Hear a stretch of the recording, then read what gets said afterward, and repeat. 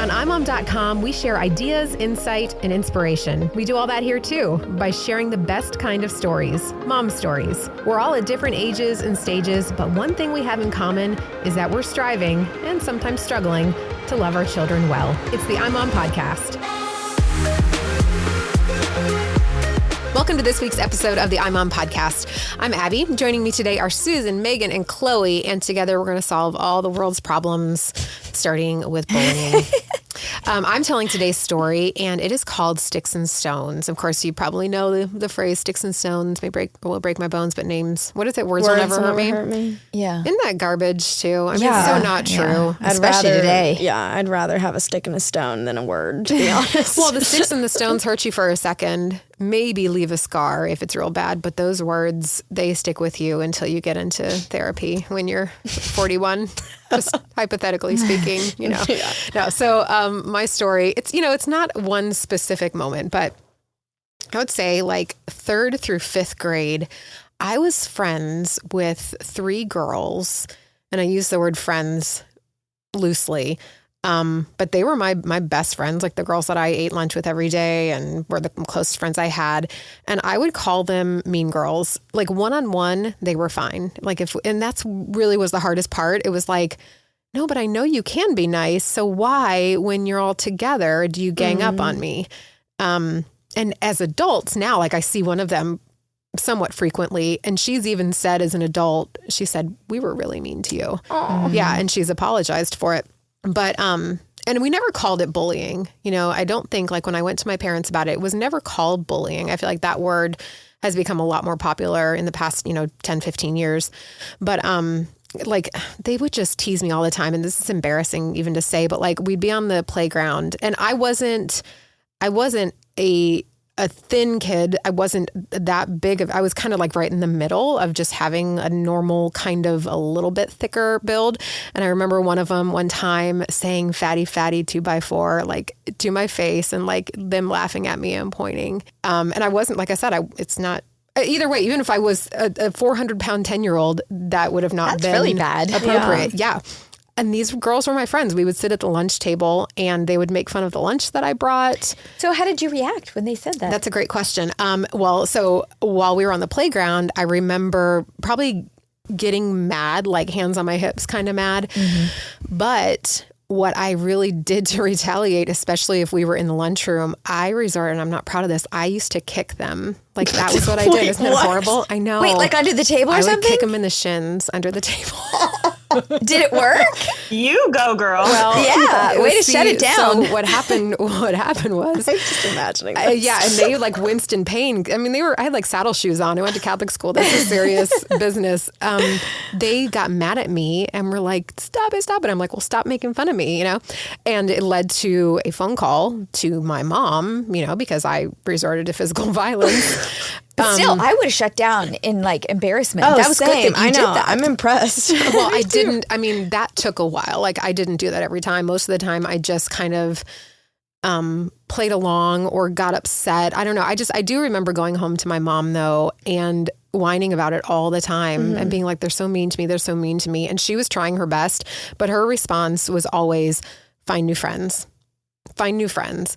And it never made me feel better because I'm like, but these girls are my friends. And if I wanted to be friends with somebody else, I would already be friends with them. Yeah. But these people all have their own friends already. Did your mom ever challenge you and say like, why are these your friends? Because I think that's something like, is that even a friend if they're being so mean to you? Yeah. And I don't know why they were mean. I think it was kind of the classic, what unites us is that we can laugh at somebody else, And I mean, I'm sure I've probably been in their position before. I'm sure I have laughed at someone else's expense, but it's made me very aware of how I react to my kids. My younger one came home in preschool talking about wanting to cut his hair. And he's like, I hate my curls. And he has the prettiest, his hair was so beautiful. People would come up behind him and touch it all the time. So that's probably another reason he didn't want it long. It wasn't long. It was still boy short, but it was just really cute. But he had a boy in his class who he was friends with that teased him about his hair and pulled his hair in the playground. And so I made sure to not say, well, don't be friends with him. Yeah. Because that didn't make me feel any better. You know, it's like, I don't want to find new friends. I want these girls to like me and to be nice to me and to not be mean to me. So just this idea I wanted to chat about today of like, how do we help our kids when they're being teased? If it's not, you know, full-fledged like bullying that warrants getting administration involved is one thing, but like the classic teasing, how do you help your child stand up to the bullies, stand up to the teasing, build character at the same time? Because I do think it's a character building opportunity. That's a key word, character. And what Chloe asked was, you know, did your mom ask you? I think we have to teach our kids, what does a friend look like? What are the character qualities that I want you to have as a child and that I want you to have in your relationships? How do we treat each other as a family? And then to be able to say, because the reality is friends in elementary school turn into boyfriends and girlfriends. They go then to the other sex in high school, which then turns into marriages. And so starting out young, saying, this is the kind of person that you need to look for. And these are things you need to look for in a friend. These are the things you need to look for as a person to date. This is the kind of person you look for to marry. Yeah. So I like your mom's question. I like it better from Chloe's perspective of, you know, how long are you going to sit through this? Because are you starting to act like them? Like then when she got the call that you kicked him.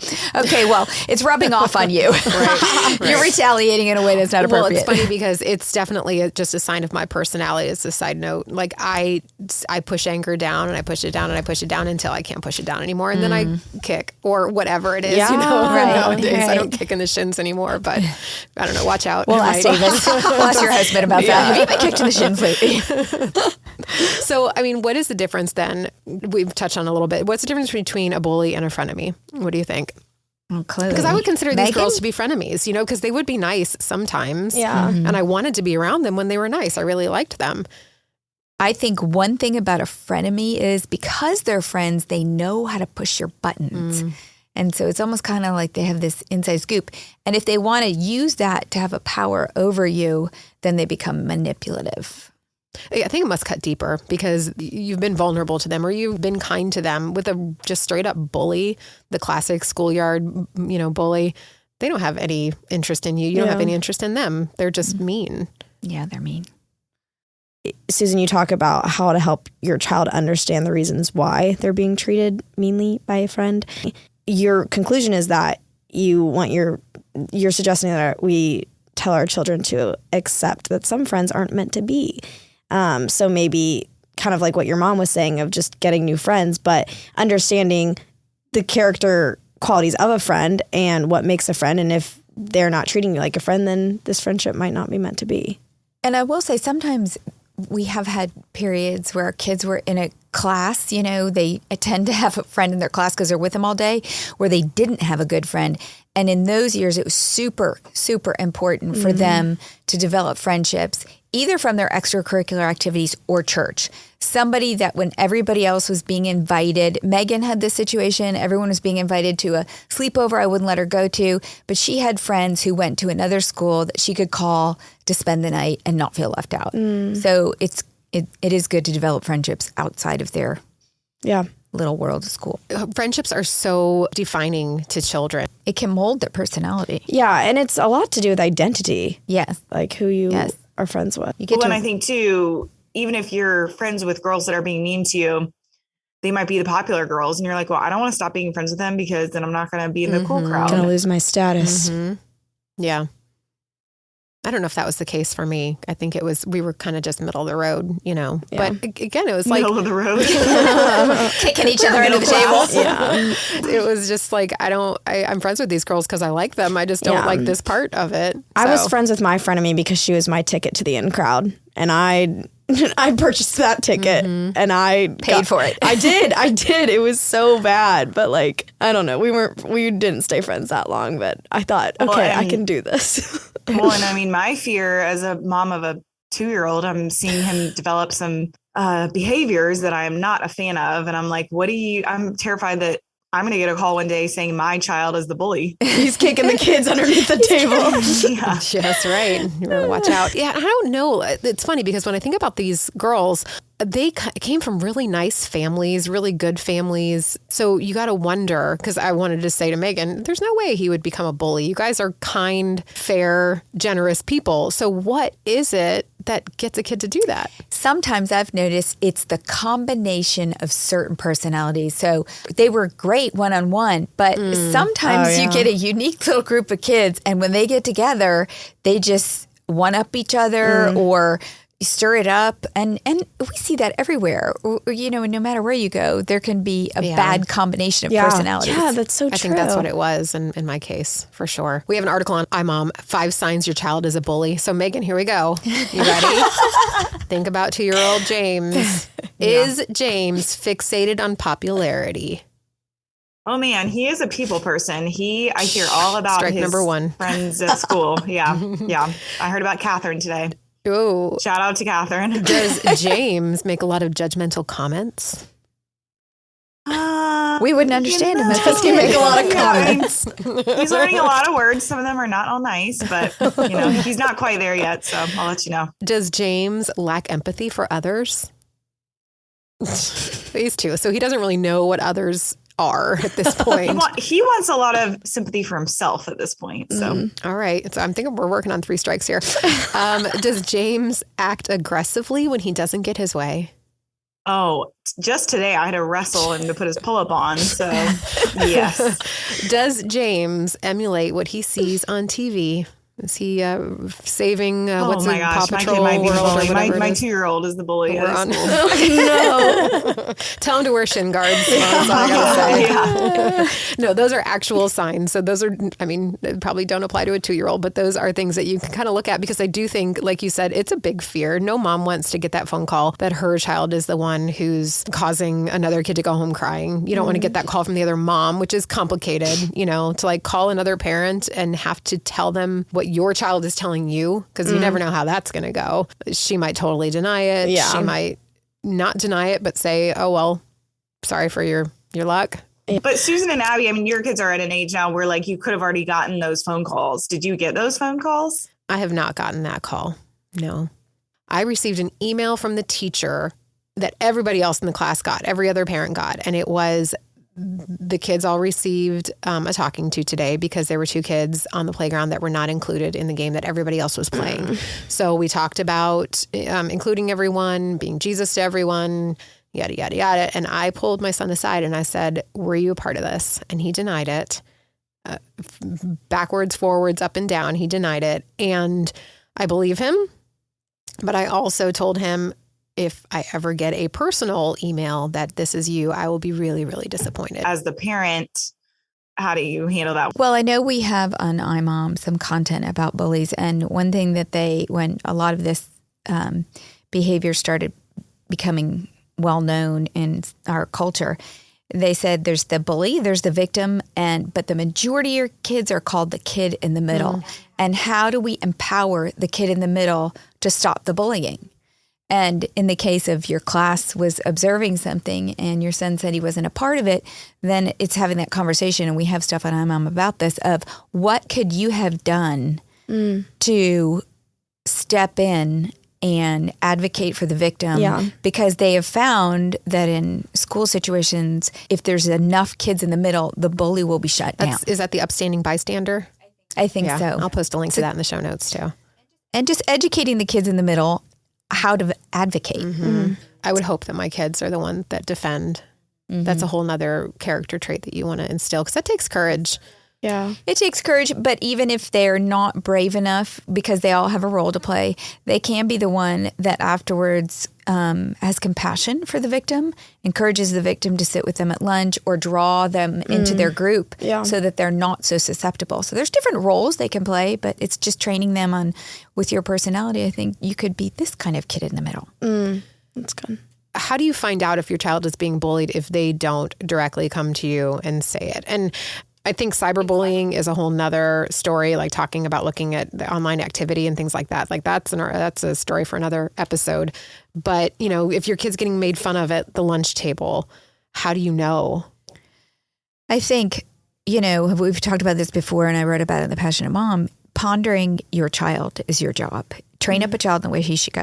And if you're not pondering about them and their behavior and getting to know their world, you have to go into their world to know their world and to observe them in their world, to coach and train them. I mean, that's just what any coach would do. He'd watch you, Chloe, kick the ball and tell you how to do it better. Yeah. So that means you have to invest in their friendships. You have to invest in their school and observe what's going on to make sure your child is being coached. And then to know that they're the bully, there's signs in one of those articles too, I think on iMom, but any rapid change in behavioral patterns of your child shows that something's going on. It may not be bullying, but it definitely shows that, okay, either they're frustrated with something at school, or they've run into a problem, or somebody's being mean to them, or they're having a rapid growth period where they're just tired. But monitoring children's changes in behavior is kind of the best way to put it. You also can get creative. We have a great article about questions you can ask them. And one of them is, I'm not really sure if I know what a bully is. Can you describe one? And that would work probably on younger kids. You're not going to be able to ask your 14-year-old, like, really, Mom? Oh my goodness, yes. But if you ask your 7-year-old that, he might have a different answer that's going to, they keep pulling your hair and they say that it's girl hair because it's curly. I mean, that's going to tell you what's happening. And we, I think, have a discuss it on iMom with questions on it to talk about bullying and even role model what it looks like and what you would do if it happened. Because that's the other thing, equipping our children to know if bullying happens, here's what you need to do. Because the bully will often threaten them. If you tell anybody, if you do this, you're a wimp. And, then they feel like they're paralyzed. Yeah. And that could lead to victimization as they get older. So there are good ways to coach. It's just we really have to talk to our kids about it. Yeah, one of our writers, Anna, she said that she pulled her daughter aside. Her daughter was actually being teased by her brothers. So it was within the family, because that's a whole other thing too. Sometimes siblings pick on each other to the point of it really being pretty harsh. And she said that her daughter kept coming to her, like she would whine to the boys and try to fight back and then come running to Mom. And Anna said, I pulled her aside and I showed her this video on YouTube called The Wilting Plant.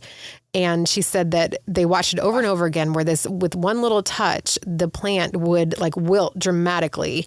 And like even somebody walking by, or like a little wind, it would make it wilt, and then it would perk back up. And her daughter would be like, play it again, play it again.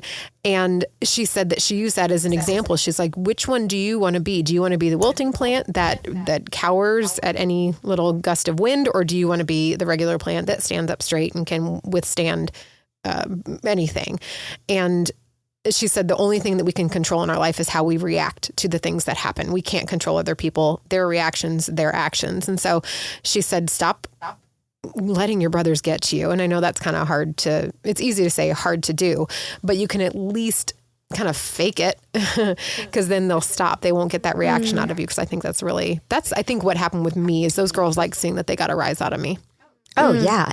I'm sure, though, she also then coached her sons not to do it. So I don't want anyone to think that we're advocating for abusive behavior or being tolerated. She said at the beginning of the article, she said, normally I would go to my sons. This time I decided to talk to my daughter about it. Yeah, so it was definitely a role reversal. So one last thing I want to talk about. I read not too long ago that there are some cities around the country where parents can be fined if their child is caught bullying. Not on the first offense, but 3 offenses later, they get the letter home, they get this, they get that the parents can actually have to pay a fine if their child is bullying. What do you think? Do you think that is a good idea? Do you think it's a bad idea? I think first and foremost, it's amazing to me that we have to even do something like that, because most parents need to take responsibility for their kids. It's our job. Why did you have the kids? If you didn't want them to grow up to be a responsible, productive person in society. Yeah. And so the fact that they're feeling like they need to fine people for it. Now, I will say, with the advent of more bullying going online, parents probably aren't monitoring the way they should. So there's probably more of it. Maybe that's why. I don't know how you would ever enforce that law. Well, I think that one of the points that it raised that kind of stuck with me was that you want to believe that issuing the fine is a punishment for the parents because it maybe is the parents' fault that the kid is a bully in the first place. Like they're learning that behavior at home, but that's just not always the case anymore. It could just be that they see it in a YouTube video. they pick it up from another kid at school. And so it's just not as simple as the parents should pay because they've done something. That's really simplifying it. And the parent could come back and say, well, the reason they did that is because this, and nobody's there but children. So how are you ever going to prove that? But unfortunately, it's kind of like one of those desperate times call for desperate measures, because there's kids who are being bullied so severely that they're taking their own lives. And it's like, I think that some people are like, what else could we possibly do? Like, what do we have to do to get this to stop? I think what you said, though, is we can only control what we can control. And, the beauty of our country is that we do have school choice in many cases. And sometimes you have to do extreme things to protect your child. I have been there. I have done it. I have children, so you do. But this is, if you have a child and you're called to parenting, you do it. It's only for 18 years, not forever. At some point they're kind of, well, they never really leave you, but, but you know what I mean? So you got to be all in. And if your child is in a really, really, really bad situation and you have to move. If you have to, give all your discretionary income to put them in a private school or drive an extra half an hour to give them in a charter school, then you do it. I do see that there are fragile children out there who are in difficult situations, and as parents, we have to protect our kids. Yeah. I've homeschooled for a year when I had to. It wasn't my thing, but I've done it for 2 of my kids, actually 3 of my kids at different times. I've switched schools for my kids if I thought it was a bad school. You can advocate for that. You can go to your public school system and say, this school system, my child needs to be pulled out of the school because of bullying. Wow. They need a fresh start. They need a new identity. And I've heard of that happening. You just have to take the time to advocate. And I think that's all the things that you just listed. They communicate to your child, I care about what you're going through, and I'm willing to at least try to make it better.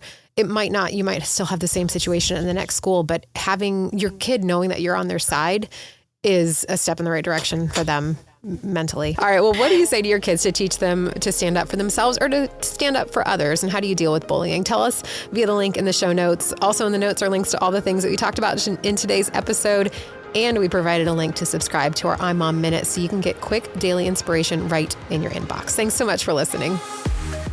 The iMom podcast is hosted and produced by Abby Watts, along with Susan Merrill, Megan Tigner, and Chloe Blumenthal. Edited by Isaiah Gunther.